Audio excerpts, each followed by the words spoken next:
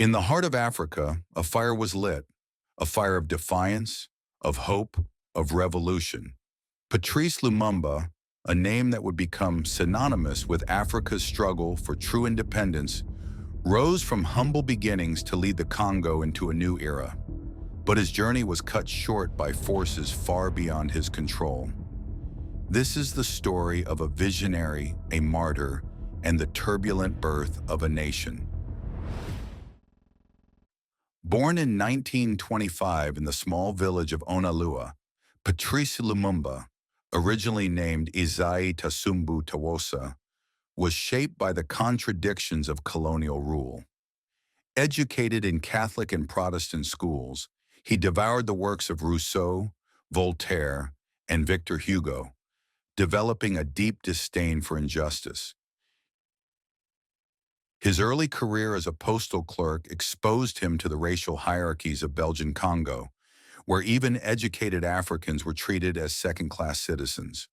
By 1958, Lumumba had founded the Mouvement National Congolais, advocating for a unified, independent Congo. His imprisonment after anti-colonial riots only fueled his legend. The colonial powers had created their own greatest adversary. Then came June 30th, 1960. As Congo celebrated its independence, King Baudouin of Belgium gave the first speech in which he praised the genius of his ancestor, King Leopold II, who began the colonization of the Congo on his own initiative in the 1880s. Baudouin depicted the end of colonial rule in the Congo as the culmination of the Belgian civilizing mission. The thousands of Congolese listening via loudspeakers outside the Palais were infuriated.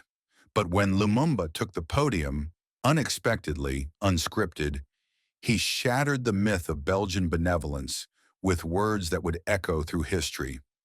Although this independence of the Congo is being proclaimed today by agreement with Belgium, an amicable country with which we are on equal terms, no Congolese worthy of the name will ever forget that it was by fighting that it has been won. A day-to-day fight, an ardent and idealistic fight, a fight in which we were spared neither privation nor suffering, and stinted neither strength nor blood. The room fell silent. European journalists gasped. Lumumba had declared Congo's freedom as a victory wrested from oppression, and the West would never forgive him for it. Within days, the nation plunged into chaos. The army mutinied. Katanga, rich in copper and uranium, seceded with Belgian backing. When the United Nations refused to act, Lumumba turned to the Soviet Union, a decision that sealed his fate in Washington and Brussels.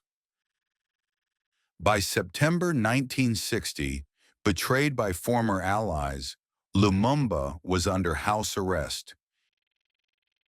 In January 1961, he made a desperate escape attempt, only to be captured by soldiers loyal to Colonel Mobutu, his former protege.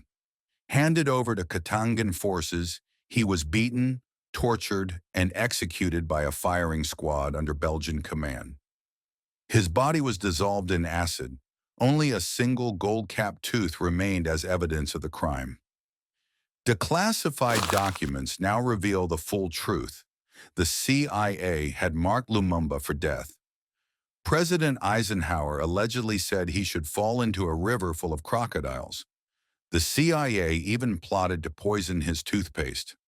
While they didn't pull the trigger, they ensured his downfall. Today, Lumumba's legacy endures, not just in Congo, but across the world. His vision of a united Africa remains unfulfilled, yet his defiance still inspires. In 2022, Belgium finally returned his tooth to his family, a small reckoning for a monumental crime.